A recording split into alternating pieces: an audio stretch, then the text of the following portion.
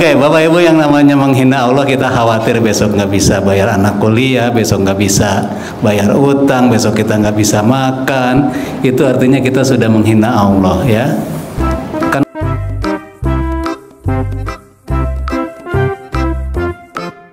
Oke, mungkin segitu aja ya. Kebetulan Pak Haji udah datang juga ya kan. Kita kasih kesempatan buat Kang Nur opening dulu. Kang Nur silakan. Seperti biasa.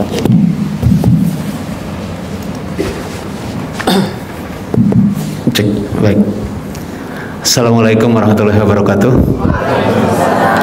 Alhamdulillahirrabbilalamin. Wassalatu wassalamu asrofil anbiya wal mursalin Sayyidina Muhammadin wa ala alihi wa sahbihi ajma'in. Amma ba'du. Rabbi sadri sholli wa yassirli amri wahlul 'uqdatam min lisani yafqahul qawli. Raditu billahi robban wa bil islami dinan wa bi Muhammadin nabiyyan wa rasulan. Selamat malam Bapak Ibu, salam sejahtera buat kita semua. Alhamdulillah kita ketemu lagi di acara testimoni dan pencerahan bersama Bapak Haji Dewi Susanto di Rumah Doa Anak Yatim. Seperti tadi Mas Regi sudah informasikan bahwa nanti pukul 1 rangkaian dari acara ini nanti dilanjutkan dengan sholat tahajud bersama anak yatim. Saya harapkan Bapak Ibu jangan sampai terlewatkan untuk sholat tahajud ya. Karena di saat sholat tahajud itulah Bapak Ibu bisa berdoa, bisa bermunajat. Apa yang Bapak Ibu hajatkan, apa yang Bapak Ibu kabulkan, silahkan berdoa ke Allah, nanti anak yatim yang ngaminkan. Ya, tadi saya dengar waktu privati bawah, Pak Haji kalau bisa bulan ini ya terkabul hajat saya. Ya, semuanya juga pengen secepatnya ya. Tapi kan yang ngabulkan Allah. Ya, Pak Haji hanya memberikan wasilah, memberikan jalan. Ya, semuanya tergantung dari ibu. Gimana cara ibu merayu Allah, membuat Allah takjub ya. Tadi Mas Regi bilang ketika berdoa ya sesuai dengan adab-adab berdoa seperti apa. Jangan sampai lagi berdoa kita ngobrol, kita ngantuk, main HP ya. Sayang Bapak Ibu kalau Bapak Ibu udah kesini, Bapak Ibu tidak sholat tahajud ya. Bapak udah jauh-jauh kesini. Tadi kan tujuannya macam-macam, ada yang pengen ketemu Pak Haji, pengen hajat terkabul, ada yang mencari ridho Allah ya. Makanya nanti tolong jangan sampai dilewatkan pas sholat tahajud. Terus mungkin nanti ada beberapa tata tertib. Mohon Bapak Ibu tidak merekam ya, karena takutnya yang Bapak Ibu rekam nanti Bapak Ibu upload ke sosmed itu cuma sepotong-sepotong, nanti jadi salah pengertian. Oke, setuju? Oke. Terus yang kedua, kalau bisa Bapak Ibu sudah persiapkan pertanyaan nih, pertanyaan yang utama apa gitu ya. Jangan sampai nanti beberapa pertanyaan padahal pertanyaan itu udah ditanyakan oleh penanya sebelumnya. Kasihan Pak Haji capek kalau harus ngulang lagi. Apalagi kalau Pak Haji sudah bilang ini berlaku untuk semua, artinya semuanya bisa gitu. Oke, apalagi nih kira-kira? Kalau bisa nanti pas bertanya, sesi bertanya, biarlah nanti yang menentukan yang ngasih ini. Yang penting Bapak Ibu jangan ribut, Pak saya ini mas saya. Akhirnya kan jadi rame gitu ya. Oke, mungkin itu aja. Terus satu lagi, tolong dalam mencermati dan menyikapi atau memahami apa yang Pak Haji sampaikan, jangan sepotong. Kita berpikirnya harus implisit, harus menyeluruh. Artinya apa? Ketika Pak Haji bilang remas tete istrimu, pasanganmu. Kalau kita pikir ini kan, loh kok Pak Haji kok nyuruhnya begini, aneh gitu kan. Tapi kan dibalik itu apa? Membangun kemesraan antara pasangan suami istri udah 20 tahun nikah, boro-boro saling bercanda, mikirin utang, mikirin anak ya, mikirin tagihan. Nah, di sini Pak Haji mengajarkan untuk saling bercanda lagi, mesra lagi. Ketika rumah tangga kita adem ayem mesra, kan rezeki gampang datang ya, keberkahan mudah datang. Saya juga yakin Bapak Ibu yang udah 20 tahun nikah belum tentu juga tidur sekamar sama istrinya. Paling bapaknya di kursi, ibunya di mana? Iya kan? Iya. Pasti bisa-bisa ada yang di depan TV, ada yang ini boro-boro ngeliat istri. Coba yang aku mana, yang aku pernikahan 30 tahun. Ayo, Ayo mana? Tidurnya pisah, coba yang ngaku. Pasti tidurnya pada Nanti pisah. saya kasih duit 100 Oh kan juta. banyak tuh. Pilih Kang Nur, kasih 100 Iya. juta. Pernikahan 30 tahun ya, minimal 25 tahun. Ayo mana Pasti coba? tidurnya pisah. Iya tidurnya pasti bisa sama bini Iya. ya kan? Kan udah gue keker alat kelamin lo. Boro-boro mau ini ya. Nah dengan di sini dilatih apa? Coba ajarin Kang Nur biar Iya, terkabul tuh cinta kasih. Terima kan, kasih sama kasih kan sayang. ada ilmunya di sini yang namanya cinta kasih. Kita mencintai, nanti Allah kasih. Terima kasih kita terima, nanti Allah kasih. Kasih sayang ya kan. Ketika kita kasih nanti Allah sayangin kita. Ya. Artinya apa? Intinya untuk membangun keharmonisan, kebahagiaan, nanti keberkahan, rezeki semua datang. Kalau memang dipikir sepotong-sepotong seperti saya tadi bilang, iyalah ini aja, ini ngajarin apa nih Pak Haji Embe nih katanya nih dengan apa colek-colek tete istri masa hutang lunas. Iya dong, kalau orang berpikiran sempit apalagi julid kan seperti itu. Padahal kan dibalik itu membangun kemesraan kembali dengan istri, dengan keluarga, dengan anak supaya harmonis, ya. Nggak salah kok Bapak datang ke sini. Kan hajat Bapak Ibu pengen terkabul. Istilahnya, kalau mau belajar berenang ya harus belajar ke bebek. Nggak mungkin belajar berenang sama macan atau sama apa tuh. Nggak salah Bapak datang ke sini, anak yatimnya ada. Malah diterkam sama macan. Ada tuh tamu RDAY tuh. Iya. Ketemu tamunya RDAY. Mbak mau gak dimodalin? Butuh berapa buat usaha? 5 juta cukup karena mau jual teh apa-apa tuh. 50 juta. Ngapain 50 juta? 100 juta aja. Nanti bisa.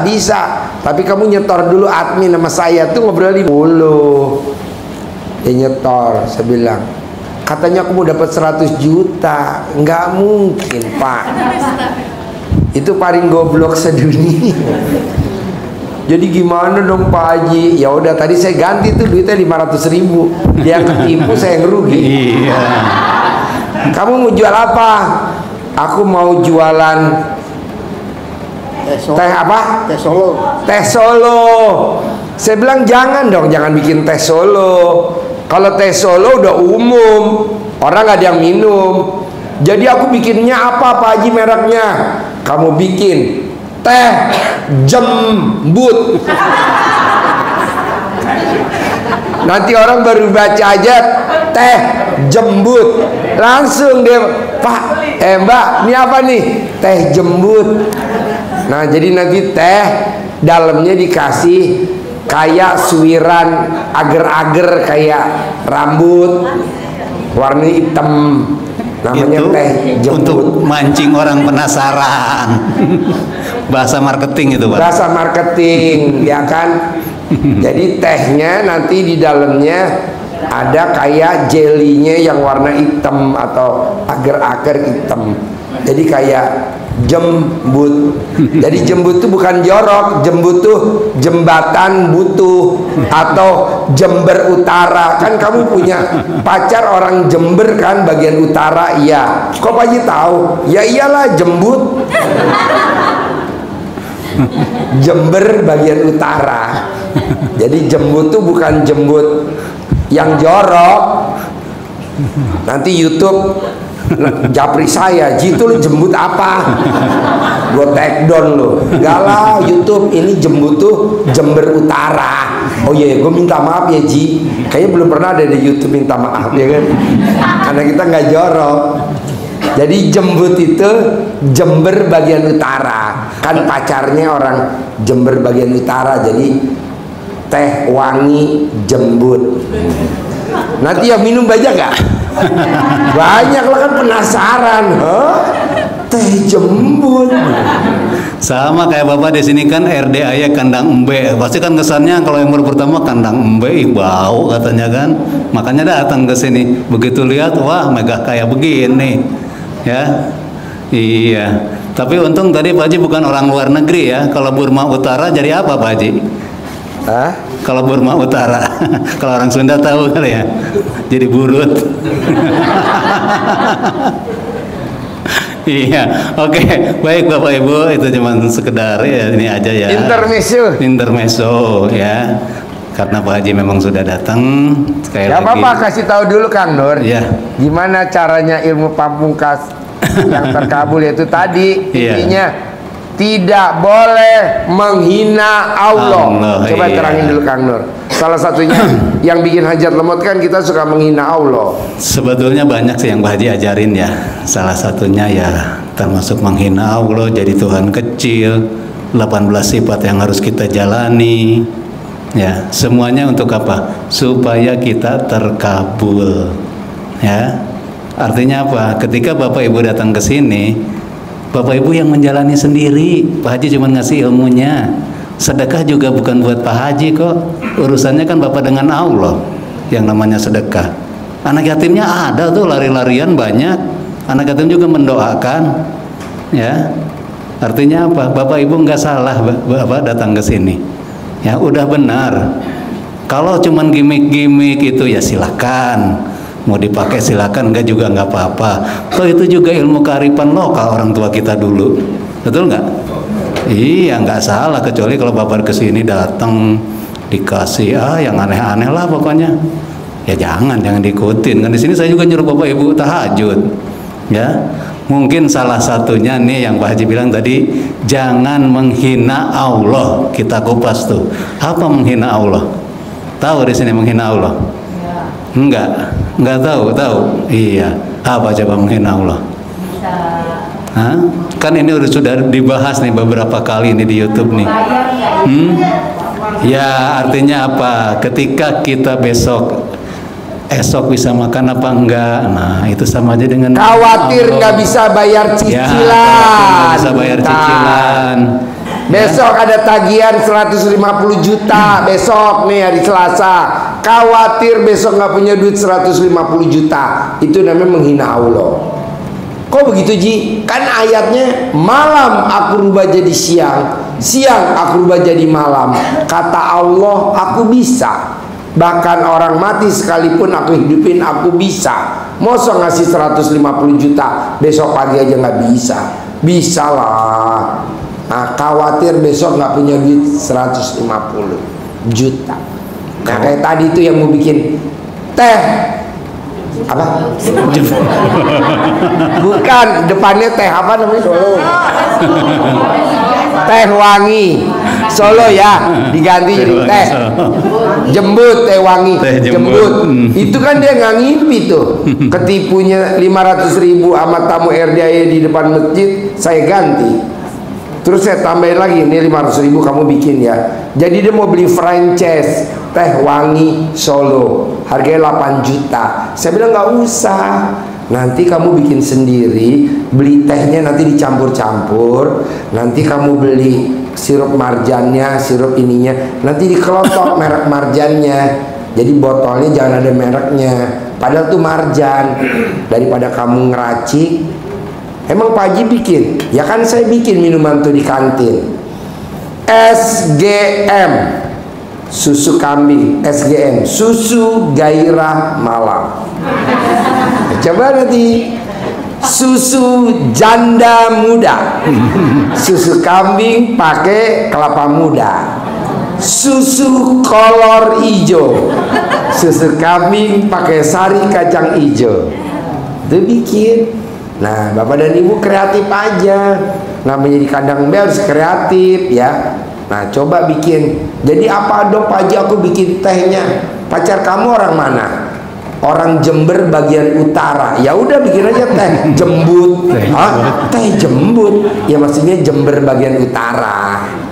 Ya kan? Nggak apa-apa aja bikin. Tapi dia baru bikin aja.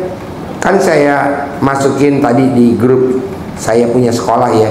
Ini udah pada mau ada yang beli franchise-nya. Jadi tamu-tamu nggak mau beli franchise tehnya, dia mau beli franchise jembutnya. Lanjut Kang. Iya. Tapi di sini kebanyakan sustakal ya, susu tanpa kaleng. Yang jelas kebanyakan susu pakai kutang kebalik. Bener kan? Pada kebalik semua. Oke, Bapak Ibu, yang namanya menghina Allah, kita khawatir besok nggak bisa bayar anak kuliah, besok nggak bisa bayar utang, besok kita nggak bisa makan. Itu artinya kita sudah menghina Allah, ya. Kan Allah tadi maha segalanya. Kita juga sampai di titik ini punya utang kan atas izin Allah. Masa Allah tidak akan menyelesaikan permasalahannya? Yang jadi masalah kitanya yang pengen cepat-cepat lunas, cepat-cepat. Ya memang semuanya juga pengen, ya. Cuman caranya gimana? Nah, kan? Jadi tolong jangan menghina Allah. Makanya Pak Haji menyarankan amini aja, bos. Pak Haji, besok saya akan ditagih sama debt collector, saya dimaki-maki. Amini aja, bos. Lah ini Pak Haji gimana sih? Saya dimaki-maki kok suruh diamini. Kamu bayar utang besok? Amin. Amin. Iya, amini aja. Iya, dimaki-maki di telepon. Kapan mau bayar? Ya, kebun binatang keluar semua. Amin aja gitu. Amin kan kesel ya nanti. Enggak sih. Artinya apa? Ketika kita mengamini apa yang sudah terjadi, artinya kita menerima apa yang sudah ditakdirkan oleh Allah. Kita kan satu frekuensi. Kalau kita berusaha melawan, emang kita mau bisa ngelawan takdirnya Allah? Orang juga nagih ke kita kan sudah seizin Allah, sudah takdir kita bahwa jam sekian sampai jam sekian nanti akan debt collector datang. Tapi kan di sini ada ilmunya. Pak Haji ajarin ilmunya. Celana dalam dibungkus, ditulis, masukin ke freezer. Ya kan? Iya. Oh kan baru tahu ya, Bu? Belum tahu. Di sini ada ilmunya. Artinya CD buat menghindari DC. Debt collector. Ada ilmunya diajarin di sini, ya. Oke, artinya jangan menghina Allah. Apalagi coba? Ada yang tahu menghina Allah? Ada yang tahu, Bapak Ibu? Cemas, khawatir, frustasi. Coba biar pinter. Apalagi? Coba diinget-inget, khawatir. Sehari-hari Bapak Ibu juga pasti pernah kok ngejalani kok. Ketakutan. Takut sama manusia lah, galau. Kalau Bapak takut nggak ngaceng. Jangan takut Pak, pasti ngaceng. Kalau udah pernikahan 20 tahun 30 tahun ngaceng nomor 9. Yang penting saldonya ngaceng. Iya. Ajarin Kang. Oke, tadi apa caranya? Amini aja ya. Kenapa kita harus mengamini? Karena kita satu frekuensi dengan keinginan Allah, dengan takdir Allah. Yang kedua apa? Alhamdulillah, ya. Artinya kita bersyukur. Artinya apa? Kenapa kita sampai terlilit utang? Ya kita syukurin. Karena dengan terlilit utang ini kita jadi rajin ibadah kita, ya kan? Coba kalau Bapak Ibu kaya terus si bapaknya, paling nanti nyeleneh jadinya. Tapi dengan utang diingetin sama Allah. Nah, lo ibadah lo nih kurang nih, sholat lo. Akhirnya rajin, sedekahnya jadi rajin. Terus yang ketiga apa? Jalani, nikmati, syukuri rangkuman dari semua itu. Betul nggak? Iya. Wong kita hidup udah ada skenario-nya kok.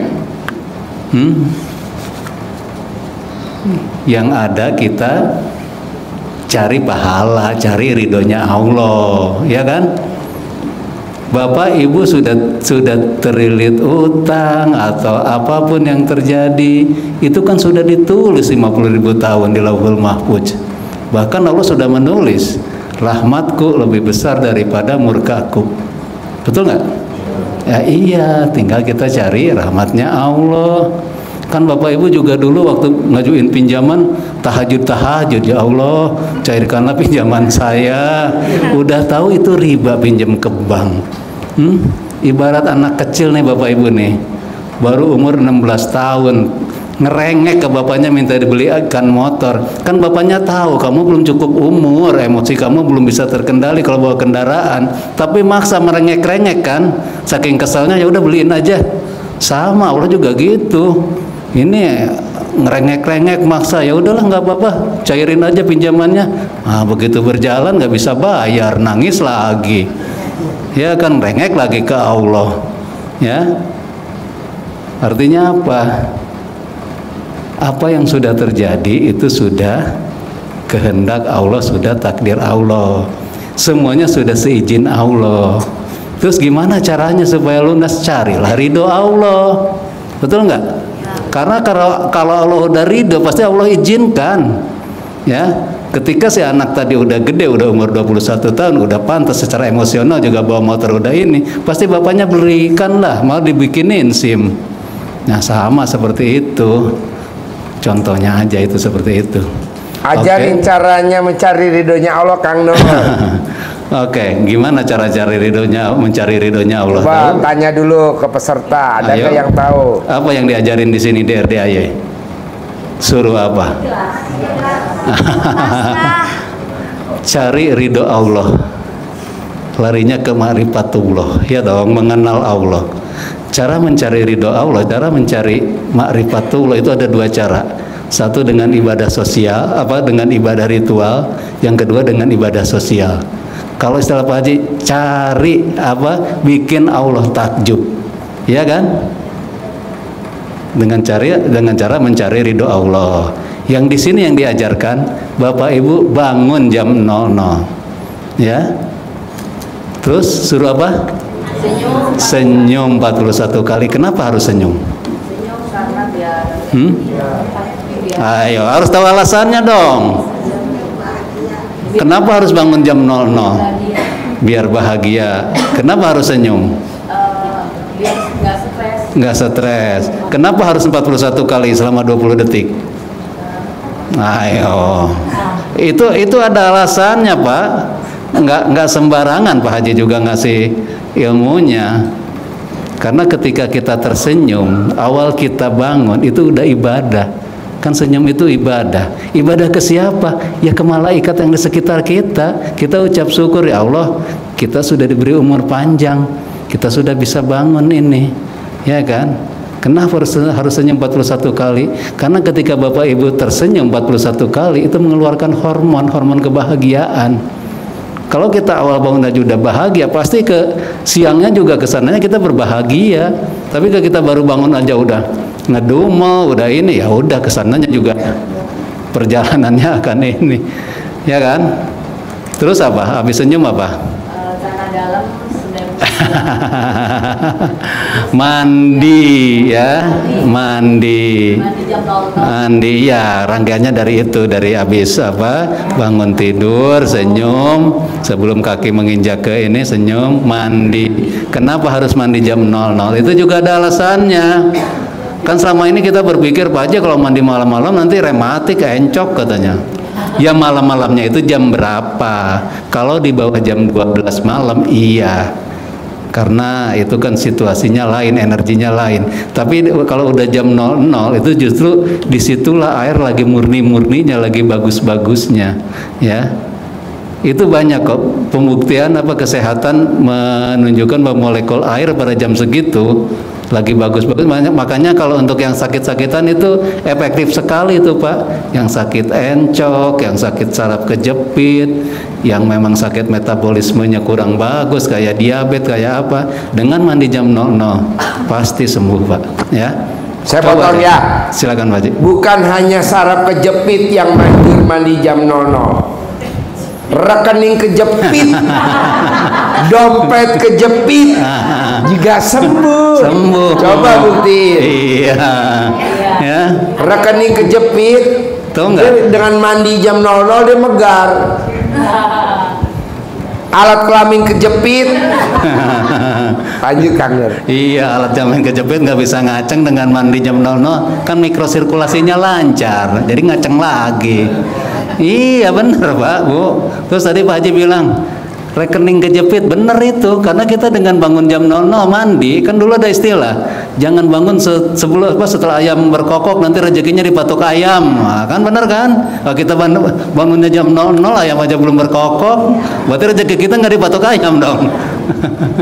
Ya, oke, apalagi tuh habis mandi jam 00. Kak Nur, izin. Apa tuh, Bu? Mungkin di pencerahan ini ya, kita harus satu persepsi dulu tentang riba.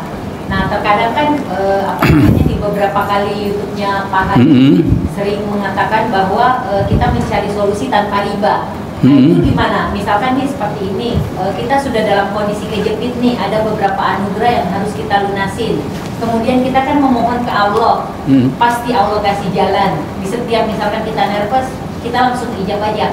Pasti Allah kasih solusi, pasti Allah kasih solusi. Nah, tiba Allah itu ngasih solusinya, misalkan meng-ACC kredit card BCA, itu yang terjadi di saya ya Kang ya. Nah, kredit card itu kan ini riba. Itu gimana hukumnya izin? Kalau masalah itu kan masalah fikih ya. Pak Haji kan bukan ahlinya, bukan bidangnya, takutnya salah. Makanya Pak Haji tidak pernah membicarakan itu. Iya kan? Nanti dulu ya. Itu kan ada bagiannya. Dan masalah riba ini, masalah bank ini, itu kan masih antara MUI juga belum ini kan, masih ada yang setuju yang enggak gitu loh. Kita tidak membahas itu. Cuman yang kita bahas yang sudah terjadi udah seizin Allah. Iya kan? Artinya itu sudah terjadi. Belum udah di ACC belum sama BCA. Sudah. Alhamdulillah. Lumayan 20. Nah, ya. Diambil dah, sayang kalau enggak. Makanya Pak Haji. Ini pencerahan apa? Iya, kenapa Bu? Nanya tentang mandinya. Iya. Biasa pakai sabun atau Iya, mandi normal Bu. Iya. Mandi normal Bu, jadi digosok alat kelamin Ibu. Enggak, digosok. Enggak boleh enggak digosok. Enggak dingin. Dingin itu pas pertamanya aja, tapi ketika udah mandi suhu tubuh kan menyesuaikan. Nanti akan seimbang, hangat kok. Justru itu kalau kita mandi pakai air hangat panah ini, setelah mandinya itu malah jadi menggigil. Iya. Malah kalau nggak mandi gelisah. Nah, geli-geli basah ya. Geli-geli basah. Oke ya Bu ya, masalah riba, masalah itu Pak Haji stop di situ, kita tidak membahas itu, tapi kita cari solusi gimana caranya keluar dari situ, ya kan? Tapi kalau di depan mata nggak apa-apa ya, kan di depan mata. Ya yang sudah terjadi ya sudah gitu. Tinggal sekarang ketika kita Pak Haji saya kan kerja di bank nih, gimana nih, ini kan riba, saya keluar apa enggak? Nah itu kan suatu pilihan yang ini kan. Makanya Pak Haji juga tidak akan bilang oh kamu keluar karena itu riba Bapak. Pak Haji juga nggak se-ekstrim itu, tapi jalani dulu, syukuri dulu sampai nanti Allah memberikan jalan. Ya kan, misalnya nanti kamu ada orang modalin, kamu bisa usaha. Kalau kita keluar begitu aja, ya sama aja bunuh diri. Kita kan ada beban di belakang ya. Ya oke lah, kita stop sampai di situ. Oke, sekarang lanjutan apa tadi? Mandi jam 00 bangun, senyum, mandi, terus sholat tahajud ya. Kalau sholat tahajud jelas nggak usah dibahas lah ya. Apa itu manfaatnya banyak sekali. Saya bukan ustadz juga di sini, takut salah. Habis sholat tahajud apa? Baca Quran sampai nanti tiba waktu sholat subuh. Kalau yang ibu-ibu sebelum waktu sholat subuh gelar sajadah qobliyah. Ya, qobliyah subuh berapa rakaat?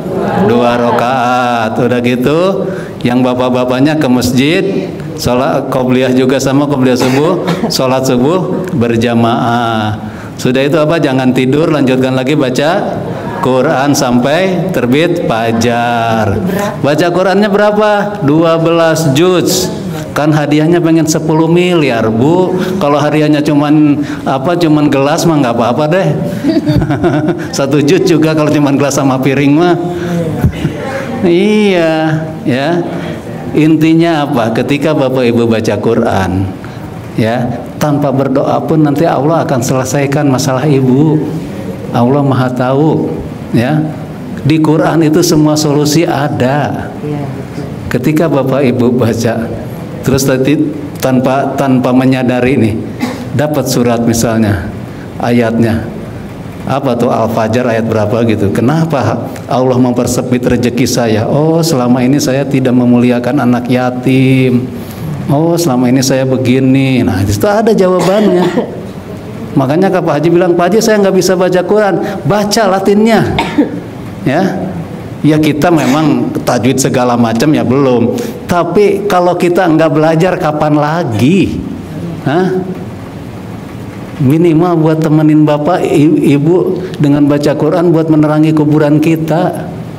Ya, kalaupun utang nggak lunas, kita udah punya pahala baca Quran. Nanti Allah yang ngurus urusan dunia kita. Ya, oke. Nah itu untuk tadi namanya cara kita mencari ridho Allah dengan ibadah. Ritualnya seperti itu. Ibadah. Yang kedua gimana? Cara mencari ridho Allah. Tadi yang saya sampaikan apa lupa saya tadi. Ada dua cara, satu dengan ibadah ritual, yang kedua dengan ibadah sosial, ya. Karena apa? Allah itu dekat dengan orang-orang susah, dengan anak yatim dan segala macam. Ketika orang susah, disitulah ada Allah, ya. Di sini apa? Di sini Pak Haji sudah menyediakan anak yatimnya tuh. Apa yang membuat Allah takjub? Anak-anak yatim di sini banyak, ya. Makanya di sini dua-duanya ada, ibadah ritualnya ada, ibadah sosialnya ada. Ketika Pak Haji bilang, apa yang membuat Allah takjub? Sedekah ekstrim. Kan gua nggak punya duit. Ya lu bisa nggak ibadah ekstrim? Masih belum juga. Yakinnya ekstrim. Ya kan? Ya tadi kembali, kalau kita menghina Allah jadi Tuhan kecil, berarti kita nggak yakin, nggak ekstrim. Oke? Kembali lagi, menghina Allah apalagi coba? Jabarin satu-satu. Ya, khawatir, was-was, ketakutan. Coba terangin Kang Nur satu-satu. Iya. Biar apa? Iya. Mau saya Pak, besok hari Selasa yang hadir di sini dan yang nonton YouTube ini harus terkabul. Iya. Mau gak? Nah, coba jabarin Kang Nur satu-satu biar mudang. Iya, karena semua itu kan penyakit hati yang menghalangi hajat kita untuk terkabul, ya. Salah satunya tadi kan menghina Allah, rasa was-was, rasa khawatir, rasa tidak percaya diri, frustasi, ya kan, ketakutan, nggak yakin, ya dong. Itu kan semuanya penyakit hati, pesimis, ya. Makanya di sini Pak Haji mengajarkan kita untuk bahagia, untuk gembira.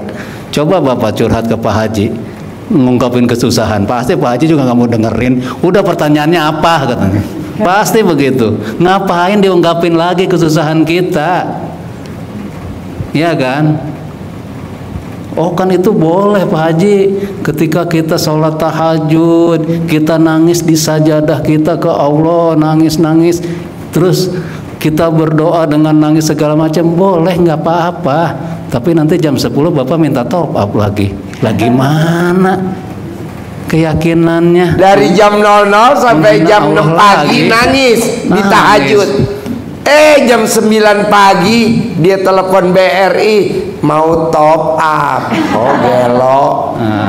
Apa itu nggak menghina Allah? Apa itu menghina Allah? Malam-malam nangis di sajadah. Katanya guru-guru saya boleh nangis. Lo tanya dulu guru, lo punya utangnya kayak lu gak? Orang gurunya juga dari lulus pondok pesantren dia nggak punya utang, udah enak nurunin punya bapak ibunya. Nah kita kan dulu pengusaha, nah gurunya pengusaha gak? Enggak. Ya udah jangan ikut-ikutan nangis. Kata Allah, bangsat, lo ngapain cerita lagi sama gue? Kalau susah gue yang dikit. Ya janganlah. Jadi kita nggak boleh nangis Pak. Buat apa nangis-nangis? Karena nggak ada ayatnya gini Pak. Siapa yang nangis akan aku tambahkan lagi nikmatnya. Ada gak? Nggak ada. Siapa yang mensyukuri nikmatku, akan aku tambahkan lagi nikmatnya. Jadi disyukurin. Terima kasih Allah, alhamdulillah sampai hari ini suami saya masih ngaceng. Nah, gitu apa? Lanjut Kang Nur. Bapak bisa memahami nggak apa yang Pak Haji tadi sampaikan? Bisa. Kita dari dulu memang diajarkannya seperti itu ya sama guru ngaji kita. Nggak salah Pak, nggak salah, nggak ada yang salah. Takutnya nanti ini Pak Haji kok ajarannya beda. Kan dulu kita ngajarinnya suruh nangis tuh. Nggak salah. Tapi di sini ditingkatkan lagi ilmunya, ya, dengan ucap syukur. Karena apa? Karena yang terjadi kan udah seizin Allah, ngapain ngadu lagi ke Allah? Ngerengek-rengek lagi. Ya dong. Ketika kita punya anak nih, kita ngerengek-rengek minta sesuatu, kita juga jadi bapaknya kesel kan. Tapi kalau anak itu rajin, bantu-bantu, nyemerin sepatunya, pasti tanpa diminta juga ngasih. Sama Allah juga gitu. Tingkatkan lagi tapi dengan bersyukur. Ya Allah, terima kasih dengan utang ini saya jadi rajin tahajud. Gak usah pakai nangis, gak usah. Allah mah udah maha tahu. Apalagi udah nangis kayak tadi itu, minta top up lagi. Iya, sama aja dengan menghina Allah. Kan tadi ayatnya siapa yang bersyukur kepadaku, niscaya aku tambahkan lagi nikmatku. Nah, Bapak kan udah tahu ayatnya, tapi nggak dipakai. Ya. Oke, apalagi? Jabarin Kang Nur. Tadi terkait dengan menghina Allah. Was-was khawatir. Was-was khawatir. Apalagi coba? Diulang-ulang biar nanti nggak ngulangi lagi kesalahan. Pokoknya pasti kita juga ngalamin lah. Itu mah di kehidupan kita sehari-hari. Nah, kita kupas nih di sini nih supaya hajat Bapak cepat terkabul nih. Ya. Katanya pengen cepat ngeluh. Nah, itu udah jelas ngeluh tuh. Itu kalau ngeluh ditinjau dari ilmu apapun pasti nggak akan setuju orang. Mau dari ilmu law of attraction, kenapa ngeluh? Karena ngeluh itu mengandung vibrasi yang negatif. Vibrasi yang negatif akan menarik lagi hal-hal yang negatif, ya. Apalagi saya ngeluh. Kalau minder gimana? Minder. Nggak yakin berarti ya? Minder kembali nggak yakin. Pesimis, sudah jelas itu pesimis. Apalagi Pak? Gelisah. Frustasi ujung-ujungnya, ya. Stres, nah itu tingkat tinggi. Coba diapalin yang Kang Nur ucapin sama bapak-bapak tadi usulin, dia inget-inget dan besok pagi nggak boleh dipraktekin, nggak boleh. Kalau udah tahu ilmunya ya kita belajar sedikit-sedikit sambil menerapkan ya. Ya itu tadi, nah semuanya itu kan Pak Haji ngajarin ke 18 sifat itu, ya. Artinya apa? Kita ngejalani sendiri, ya. Ya sekarang contoh yang inilah. Apa ketika kita macet atau apa, ngeluh, ya. Apapun, marah-marah, kita disalib orang, nyerempet karena kita ingat sifat 18. Oh iya, kita lagi punya hajat. Oh ya, lagi punya utang, pengen cepat lunas, kita punya hajat. Ibaratnya gede hajat apa gede jengkel? Gede hajat atau gede ngeluh? Nah, kita kembali ke situ. Ibarat orang lagi puasa Pak, nunggu sampai azan maghrib lah, ya. Nggak boleh makan, nggak boleh minum, nggak boleh. Itu udah yang jelas, belum yang lainnya. Nah, sama ketika kita lagi punya hajat, nggak boleh jengkel. Ya itu pantangannya. Kan hajatnya pengen terkabul. Makanya Pak Haji ngajarin 18 sifat larangan itu.